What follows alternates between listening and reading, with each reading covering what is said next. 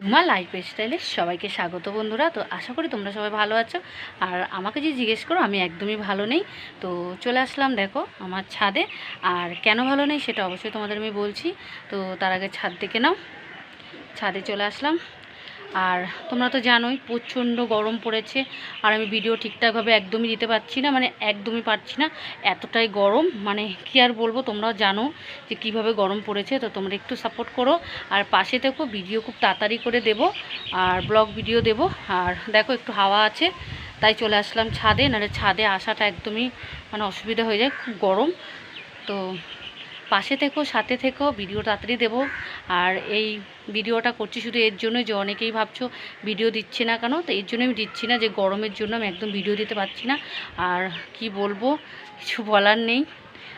তো চলো তোমাদের আমার আশেপাশের ওয়েদারটা দেখিয়ে দিচ্ছি।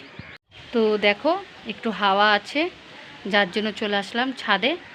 আর তোমরা একটু সাথে থাকো, সাপোর্ট করো, খুব তাড়াতাড়ি ভিডিও আসবে আর ভালো ভিডিও আসবে।